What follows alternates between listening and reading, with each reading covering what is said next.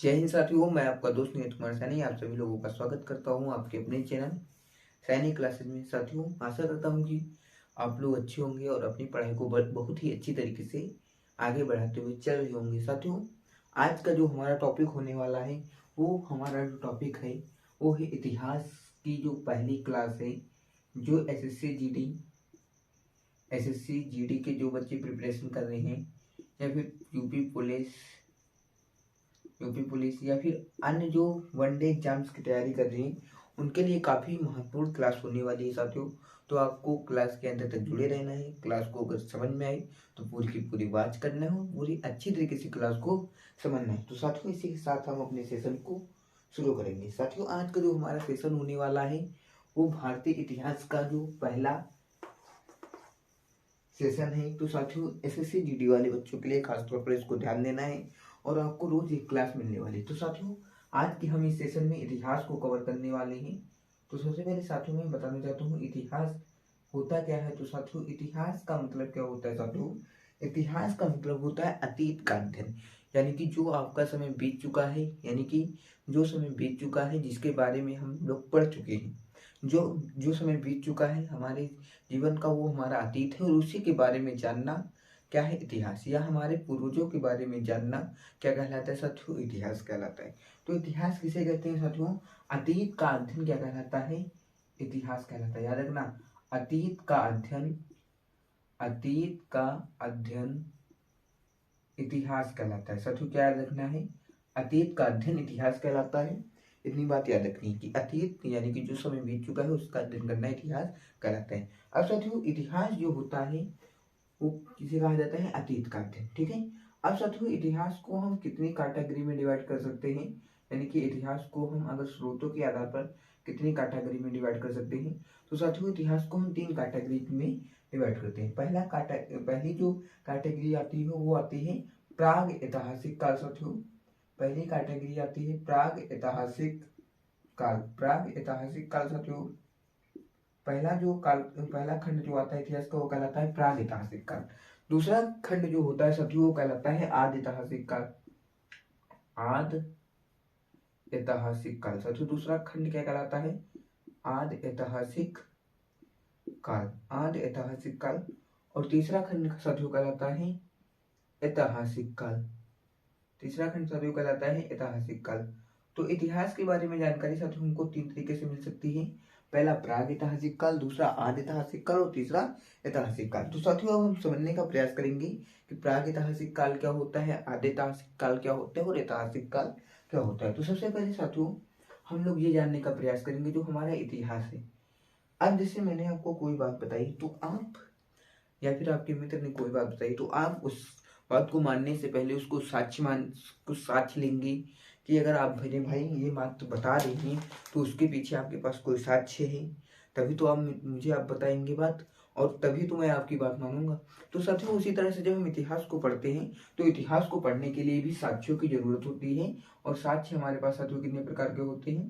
पहला होता है पुरातात्विक साक्ष्य।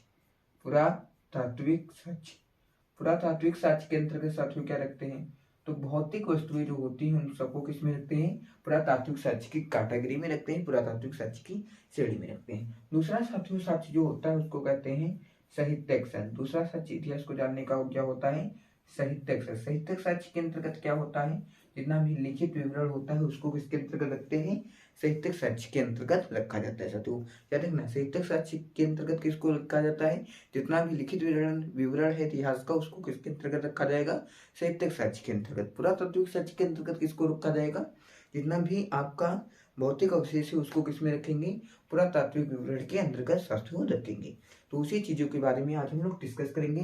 तो सबसे पहला कालखंड है साथियों प्राग ऐतिहासिक काल, यानी कि प्रोटो प्री हिस्टोरिक है। प्राग ऐतिहासिक काल के बारे में सबसे पहले साथियों जानेंगे। प्राग ऐतिहासिक काल साथियों एक ऐसा काल है जिसके हमको पुरातात्विक साक्ष्य मिले हैं। पुरातात्विक साक्ष्य हमको मिले हैं, लेकिन कोई भी लिखित साक्ष्य नहीं मिला है। पुरातात्विक साक्ष्य साथियों उस काल के उपलब्ध हैं, लेकिन लिखित साक्ष्य जो है वो उपलब्ध नहीं है। पुरातात्विक साक्ष्य उपलब्ध है साथियों। प्राग ऐतिहासिक काल के अंतर्गत एक ऐसे कालखंड को रखते हैं जिसके पुरातात्विक साक्ष्य उपलब्ध है, यानी कि जो उसके भौतिक स्रोत हैं वो तो उपलब्ध हैं, लेकिन किसी प्रकार का लिखित साक्ष्य नहीं है। भौतिक स्रोत का मतलब क्या है, जैसे साथियों आदिमानव ने किस तरह से पत्थर के औजारों को निर्माण किया, किस तरह के औजार बनाए, तो वो सारी चीजें उपलब्ध है, लेकिन कोई भी लिखित साक्ष्य उनका नहीं उपलब्ध है। तो साथियों जैसे पाषाण काल आ गया तो किसमें आ गया, पाषाण काल साथियों जो आया वो किसमें आया, पुरातात्विक साक्ष्य में आया, क्योंकि पाषाण काल के बारे में हमको किस तरह की जानकारी है, हमको लिखित जानकारी नहीं है। हमको जो जानकारी है वो पुरातात्विक आधार पर जानकारी है, हमको किसी भी प्रकार की लिखित जानकारी नहीं है, इसलिए पाषाण काल किसमें आएगा, पुरातात्विक साक्ष्य के अंतर्गत आएगा। दूसरी चीज हमने देखी आदि ऐतिहासिक काल। आदि ऐतिहासिक काल साथियों क्या होता है, जिसमें हमको पुरातात्विक साक्ष्य मिलेगा। साथियों पुरातात्विक साक्ष्य, पुरातात्विक साक्ष्य साथियों हमको मिलेगा, पुरातात्विक साक्ष्य मिलेगा, ठीक है। आदि ऐतिहासिक काल एक ऐसा कालखंड होता है जिसमें साथियों हमको पुरातात्विक साक्ष्य मिलेगा। हमको जो चीजें हैं पुराने जमाने की, यानी कि प्राचीन भारत की या प्राचीन समय की, वो चीजें तो हमको मिलेंगी और हमको लिखित साक्ष्य भी मिलेगा, हमको लिखित साक्ष्य भी मिलेगा। लेकिन साथियों जो लिखित साक्ष्य मिलेगा उसको पढ़ा नहीं जा सकेगा। साथियों वो लिखित साक्ष्य एक ऐसी रूप में लिखा जाएगा, लिखा मिलेगा जिसको हम पढ़ नहीं सकते। यानी कि आदि ऐतिहासिक काल के अंतर्गत हमको पुरातात्विक साक्ष्य मिला, हाँ मिला साथियों। उसके बाद लिखित साक्ष्य मिला, हाँ मिला, लेकिन लिखित साक्ष्य इस तरह का मिला है जिसे हम लोग साथियों पढ़ नहीं सकते हैं, उसे हम लोग पढ़ नहीं सकते हैं, सिर्फ हमको लिखित साक्ष्य मिला है। ठीक ठीक है साथियों, इन दोनों चीजें क्लियर हुई। पहली चीज क्या थी, प्रागैतिहासिक काल यानी कि पुरातात्विक साक्ष्य उपलब्ध है, हाँ साथियों उपलब्ध है, लिखित साक्ष्य उपलब्ध नहीं है। उसके अंतर्गत किसको रखें, पाषाण काल की। आदि ऐतिहासिक काल में हमने साथियों किसको जाना, यानी कि पुरातात्विक साक्ष्य और लिखित साक्ष्य, लेकिन पुरातात्विक साक्ष्य उपलब्ध है, लिखित साक्ष्य उपलब्ध है, लेकिन उनको पढ़ा नहीं जा सका। तो इसके अंतर्गत हम किसको साथियों रख सकते हैं, सिंधु घाटी सभ्यता को रख सकते हैं। किसको रख सकते हैं, सिंधु घाटी सभ्यता, और सिंधु घाटी सभ्यता को इसके अंतर्गत रख सकते हैं। उसके बाद तीसरा कालखंड साथियों का क्या कहलाता है, ऐतिहासिक काल। ऐतिहासिक काल साथियों क्या होता है, जिसके बारे में हमको अगर जानकारी प्राप्त करनी है तो उसके लिए हमारे पास पुरातात्विक साक्ष्य भी उपलब्ध है, पुरातात्विक साक्ष्य भी उपलब्ध है और लिखित साक्ष्य भी उपलब्ध है।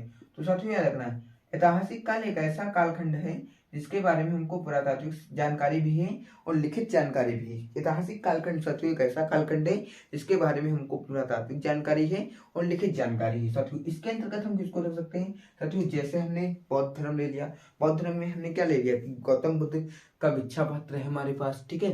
गौतम बुद्ध यहाँ पर बैठे थे जहाँ पर उन्होंने प्रथम उपदेश दिया था, उसके बारे में हमको जानकारी है। और साथियों तरह तरह की किताबें हैं, जैसे जातक है और अंगुत्तर निकाय है, तो इस तरह की किताबें हैं, ठीक है। तो साथियों तो तो इस तरह से हमको जानकारी मिलती है। तो जिस कालखंड की जानकारी हमारे पास पुरातात्विक साक्ष्य भी हो, लिखित साक्ष्य भी हो, उसको किसकी श्रेणी में रखेंगे, तो उसको रखेंगे ऐतिहासिक काल की श्रेणी में। अब साथियों इन सब चीजों को हम रिवाइज करते हैं। तो सबसे पहले साथियों हमने क्या पढ़ा था, इतिहास के बारे में। तो इतिहास किसे कहते हैं, अतीत के अध्ययन को अतीत का अध्ययन इतिहास कहलाता है। साथियों इतिहास जानने के हमारे पास दो तरीके के स्रोत होते हैं।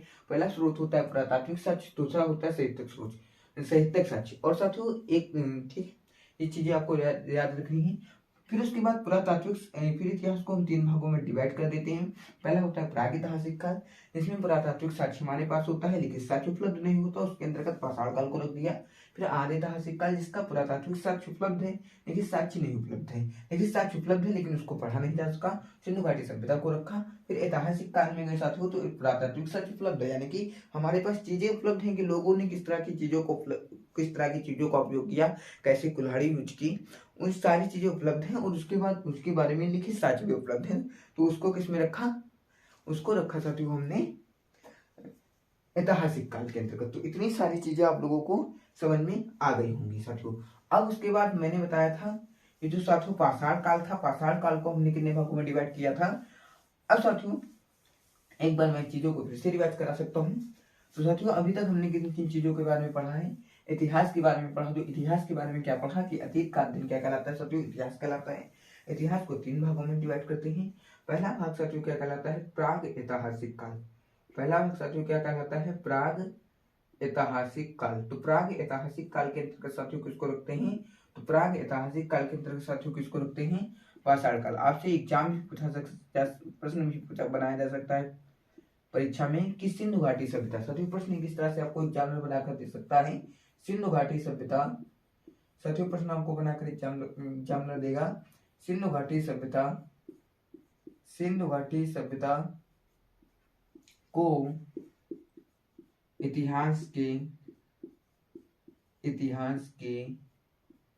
किस कालखंड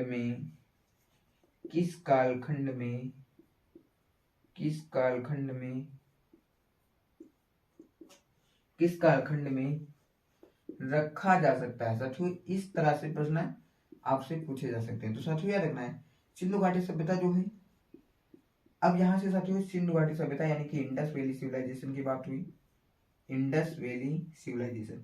तो साथियों हमको क्या मालूम है सिंधु घाटी सभ्यता के बारे में कि सिंधु घाटी सभ्यता इस तरह की सभ्यता थी, यानी कि सिंधु घाटी सभ्यता के बारे में हमको क्या मालूम है, सिंधु घाटी सभ्यता के बारे में हमको मालूम है कि सिंधु घाटी सभ्यता के जो लिखित साक्ष्य हैं वो तो उपलब्ध हैं, पुरातात्विक साक्ष्य भी उपलब्ध हैं, लेकिन लिखित साक्ष्यों को आज तक पढ़ा नहीं गया।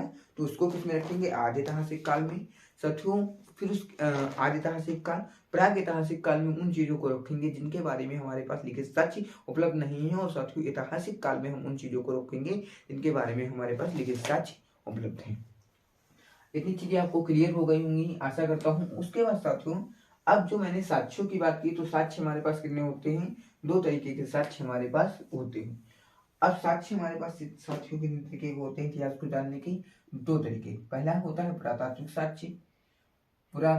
साक्ष्य, साथियों एक तरीका होता है पुरातात्विक साक्ष्य, यानी कि इतिहास के बारे में जानना है तो पुरानी वस्तुओं के बारे में जानो। पहला साक्ष्य क्या कहलाता है साथियों, पुरातात्विक साक्ष्य, यानी कि पुरानी वस्तुओं के बारे में जानो। और दूसरा साक्ष्य कहलाता है साहित्यिक साक्ष्य। साहित्यिक साक्ष्य का मतलब होता है यानी कि जो साहित्य लिखा गया है प्राचीन समय में उसके बारे में जानो। तो साहित्यिक साक्ष्य के बारे में साथियों जो हम पढ़ना चालू करते हैं, तो साहित्यिक साक्ष्य में जो एक कैटेगरी आती है वो आती है ब्राह्मण साहित्य। एक कैटेगरी आती है ब्राह्मण साहित्य साथियों जो कैटेगरी होती है, तो ब्राह्मण साहित्य के अंतर्गत हम लोग किसको पढ़ने वाले हैं, तो ब्राह्मण साहित्य के साथियों अंतर्गत हम पढ़ेंगे वेद, उपवेद, आरण्यक, उपनिषद, इन सब चीजों के बारे में हम लोग डिस्कस करेंगे। ये सब ब्राह्मण साहित्य के बारे में हम लोग पढ़ेंगे। तो सबसे पहले हम लोग समझने का प्रयास करते हैं ब्राह्मण साहित्य में साथियों हम किसको रखते हैं, तो ब्राह्मण साहित्य में साथियों हम रखते हैं वेद को। और बच्चा जानता है साथियों कि वेद कितने होते हैं, वेद 4 होते हैं। कौन कौन से साथियों, तो वेद के कौन 4 होते हैं। पहला वेद होता है ऋग्वेद, फिर उसके बाद होता है सामवेद, यजुर्वेद, और उसके बाद आता है साथियों अर्थवेद। तो साथियों चीजों को आपको याद रखना है कि वेद कितने होते हैं, तो वेद साथियों 4 होते हैं, ऋग्वेद, सामवेद, यजुर्वेद और अर्थवेद। और साथियों आप लोगों को एक बात याद रखनी है, जो ऋग्वेद है वो सबसे प्राचीन वेद है। ऋग्वेद कौन सा वेद है, सबसे प्राचीन वेद है। आपसे परीक्षा में प्रश्न पूछा जा सकता है कि सबसे प्राचीन वेद कौन सा है, तो सबसे प्राचीन वेद कौन सा है, ऋग्वेद है। उसके बाद साथियों पूछा जा सकता है अर्थवेद जो है वो सबसे नवीनतम वेद है। साथियों याद रखना है सबसे नवीनतम वेद है। साथियों याद रखना है अर्थवेद जो है वो सबसे नवीनतम वेद है। ये चीजों आप लोगों को याद रखनी है।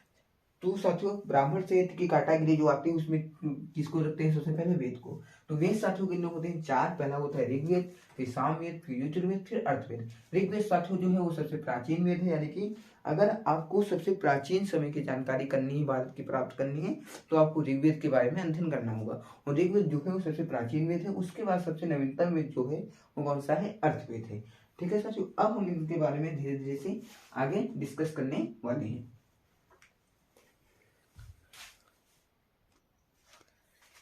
साथियों तो अब हम लोग डिस्कस करेंगे वेद के बारे में। तो वेद के बारे में साथियों सबसे पहले मैं आप लोगों को बताना चाहता हूँ वेद। तो साथियों सबसे पहले वेद शब्द जो है, वेद का मतलब क्या होता है साथियों, तो वेद शब्द का मतलब होता है ज्ञान। वेद का मतलब ज्ञान। वेद का मतलब क्या होता है साथियों, तो वेद का मतलब ज्ञान होता है। और वेद को साथियों अपुरुष में भी कहा जाता है। याद रखना वेद को क्या कहा जा सकता है, अपूर्वमय। साथियों याद रखना वेद को क्या कहा जाता है, अपूर्वमय कहा जाता है। ये बात भी आप लोगों को याद रखना है। सबसे पहले वेद का अर्थ क्या होता है, ज्ञान होता है। वेद को क्या कहा जाता है, अपूर्वमय। अपूर्वमय का मतलब क्या होता है, जिसकी रचना मानव के द्वारा नहीं की गई है, अर्थात हम लोग कह सकते हैं कि वेदों की रचना देवताओं के द्वारा की गई है। अब वेद साथियों टोटली कितने होते हैं, वेद होते हैं 4। वेद का मतलब क्या होता है, ज्ञान होता है। आगे साथियों हम लोग बात करेंगे तो वेद से हमको किस तरह की जानकारी मिलती है। वेद से हमको आध्यात्मिक जानकारी मिलती है। आध्यात्मिक जानकारी मिलती है, और आर्यों के बारे में साथियों को हमको राजनीतिक जानकारी भी प्राप्त होती है। आर्यों के बारे में हमको वैसे हमको साथियों आध्यात्मिक जानकारी भी प्राप्त होती है। साथियों ऋग्वेद जो है वहां से हमको किसकी जानकारी मिलती है, आर्यों की राजनीतिक जानकारी मिलती है। अब साथियों अगर पूछा जाए कि वेदों का संकलन किसने किया था, साथियों अगर पूछा जाए कि वेदों का संकलन किसके द्वारा किया गया था, अगर प्रश्न कभी भी पूछा जाए एग्जाम में कि वेदों का संकलन किसके द्वारा किया गया था, तो साथियों आप लोगों को याद रखना है महिर्षि कृष्ण द्वैपायन वेद व्यास। साथियों याद रखना है आप लोगों को नाम महिर्षि कृष्ण द्वैपायन वेद व्यास के द्वारा क्या किया गया था, वेदों का संकलन किया गया था। महिर्षि कृष्ण द्वैपायन वेद व्यास के द्वारा वेदों का संकलन किया गया था। ये बात आप लोगों को याद रखनी है। अब साथियों मैंने अभी आपको बताया था कि वेद टोटली कितने हैं, 4। पहला वेद जो है साथियों कौन सा है, ऋग्वेद। फिर उसके बाद कौन सा है, सामवेद। फिर उसके बाद यजुर्वेद, और फिर उसके बाद साथियों मैंने क्या बताया, अर्थवेद। अब साथियों ये जो ऊपर वाले 3 वेद हैं इनको किसके अंतर्गत रखते हैं, वेद त्रयी की कैटेगरी में रखते हैं। इनको क्या कहा जाता है साथियों, वेद त्रयी। वेद त्रयी क्यों कहा जाता है, क्योंकि जो साथियों वैदिक सिविलाइजेशन है, वैदिक सिविलाइजेशन को हम 2 तरीके से डिवाइड करते हैं। एक होता है उत्तर वैदिक काल और दूसरा होता है ऋग्वैदिक काल। तो इनकी जो रचना हुई साथियों किसमें हुई थी, ऋग्वैदिक काल में हुई थी, ऋग्वैदिक काल में हुई थी। अब साथियों हम बारी बारी से इन वेदास के बारे में डिस्कस करने वाले हैं। तो साथियों सबसे पहले हम लोग पढ़ेंगे ऋग्वेद के बारे में। तो साथियों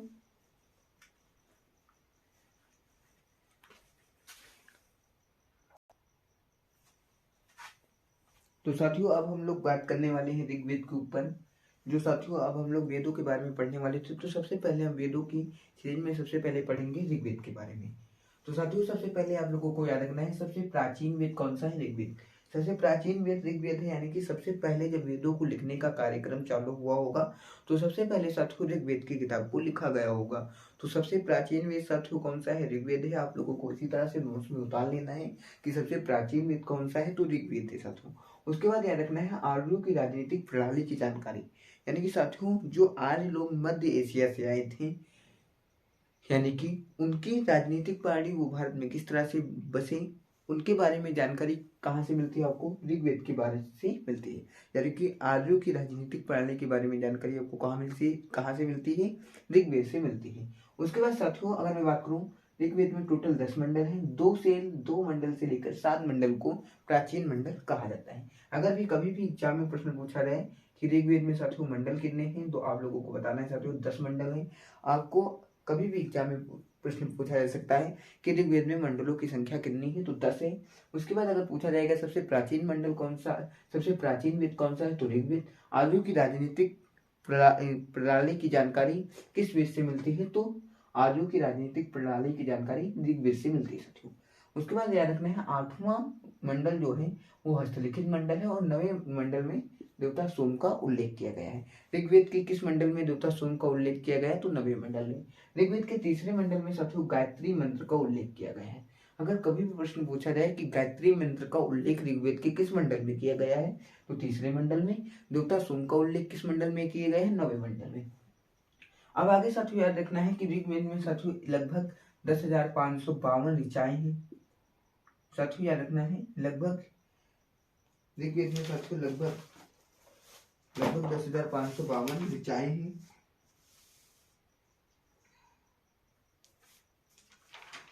याद रखना है साथियों आपको ऋग्वेद में साथियों 10,552 मंत्र हैं। साथियों यहाँ से आपको गलत हो गया है, आपको यहाँ लिखना है ऋग्वेद में 10,552 मंत्र है, ठीक है। उसके बाद देवताओं की स्तुति, साथियों ऋग्वेद में जो होती है वो देवताओं की स्तुति के बारे में बताया गया है कि किस देवता की किस तरह से स्तुति करना है, किस तरह से उसकी पूजा करनी है। और ऋग्वेद का ज्ञाता साथियों क्या कहलाता है, हुरोत। यहाँ से प्रश्न पूछा जा सकता है कि प्रश्न एग्जामिनर बनाएगा आपके सामने, ऋग्वेद का ज्ञाता किसे कहा जाता है, ऋग्वेद का ज्ञाता किसे कहा जाता है, ऋग्वेद का ज्ञाता किसे कहा जाता है, ये प्रश्न आपसे एग्जाम में पूछा जा सकता है। तो याद रखना है ऋग्वेद का ज्ञाता जो होता है उसे कहते हैं हुरोत। पुरोहित को क्या कहते हैं साथियों, ऋग्वेद का ज्ञाता कहते हैं। और ऋग्वेद की गणना यानी कि तुलना जो करते हैं वो एक ईरानी ग्रंथ है जेंदावस्था से ऋग्वेद की तुलना करते हैं। और ऋग्वेद के 10वें मंडल में पुरुष सूक्त का वर्णन किया गया है। पुरुष सूक्त में साथियों वर्ण व्यवस्था को दर्शाया गया है। ठीक है, इतनी बात याद रखना है कि ऋग्वेद का जो 10वां मंडल है, ऋग्वेद का 10वां मंडल, इसमें किसका वर्णन किया गया है, पुरुष सूक्त का वर्णन किया गया है। और पुरुष सूक्त में साथियों किसका वर्णन किया गया है, जो वर्ण व्यवस्था है ब्राह्मण क्षत्रिय वैश्य, इसका वर्णन किसमें किया गया है, ऋग्वेद के 10वें मंडल में जो पुरुष सूक्त है और पुरुष सूक्त में वर्ण व्यवस्था का वर्णन किया गया है साथियों।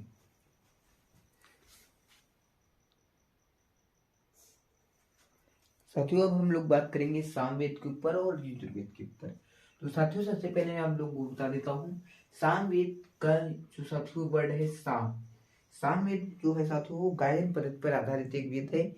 और साथियों आप लोगों को एक प्रश्न याद रखना है, सामवेद जो है उसको क्या कहा जाता है, सामवेद में जितनी भी ऋचाएं हैं वो सब गाई जा सकने वाली ऋचाएं, यानी कि इस तरह के मंत्र, इस तरह की ऋचाएं लिखी गई हैं इसमें कि उनको गा कर बताया जा सकता है, दर्शाया जा सकता है, उसको किसके अंतर्गत रखते हैं, सामवेद में।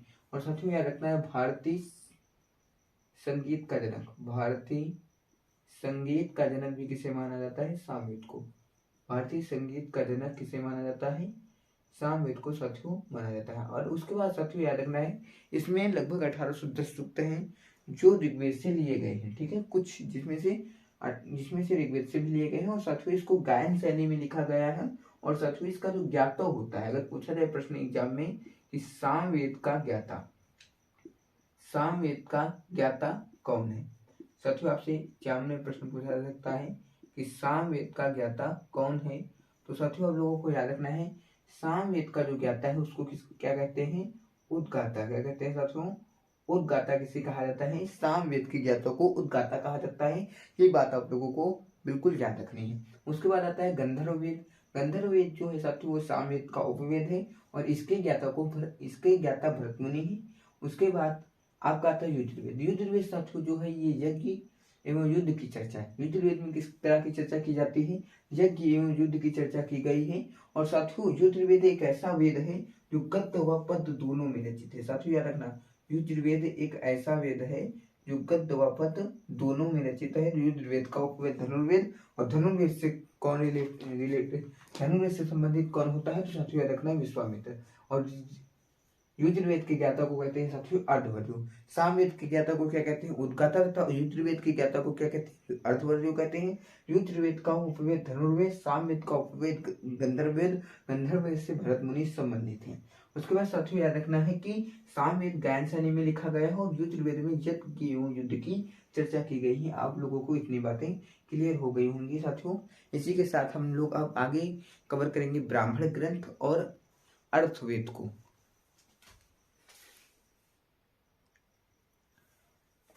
साथियों अब हम लोग बात करेंगे अर्थवेद पर। अर्थवेद यानी कि साथियों सबसे अंतिम वेद जो लिखा गया।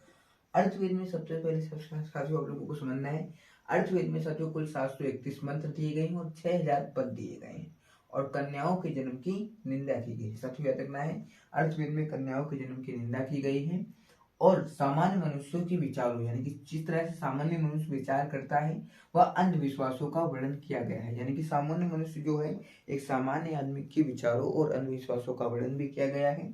अर्थवेद में परीक्षित को कुरुओं का राजा, अर्थवेद में परीक्षित को कुरुओं का राजा कहा गया है। और सभा एवं समिति प्रजापति की 2 पुत्रियां हैं, इसमें बताया गया है। ब्राह्मण ग्रंथ में वैदिक संहिताओं की व्याख्या करने के लिए लिखे गए। अब साथियों आगे हम लोग किसके बारे में डिस्कस करेंगे, ब्राह्मण ग्रंथ में। ब्राह्मण ग्रंथ क्या होते हैं, तो ब्राह्मण ग्रंथ वैदिक संहिताओं की व्याख्या करने के लिए लिखे गए हैं। अब साथियों सबसे पहले मैं ब्राह्मण ग्रंथ की बात करता हूँ तो ऋग्वेद के ब्राह्मण ग्रंथ हैं इतने ब्राह्मण ग्रंथ, सामवेद के 25 व 26, यजुर्वेद के 33 व 70 और अर्थवेद के गोपथ ब्राह्मण ग्रंथ। साथियों आज की हम इस वीडियो को यहीं पर समाप्त करते हैं। थोड़ा सा प्रॉब्लम होने की वजह से इस वीडियो को हम लोग यहीं पर समाप्त करते हैं। अगर साथियों वीडियो को पसंद आई हो तो वीडियो को लाइक करें, चैनल को सब्सक्राइब करें और ज़्यादा से ज़्यादा लोगों को हमारे चैनल से जुड़ने का प्रयास करें, क्योंकि आपका एक सब्सक्राइब, एक लाइक और एक शेयर हम लोगों को हमको बहुत ज़्यादा मोटिवेशन देगा, जिसके साथ हम निरंतर आप लोगों के लिए काम करते रहेंगे। जय हिंद साथियों, इसी के साथ हम इस क्लास को अलविदा कहें।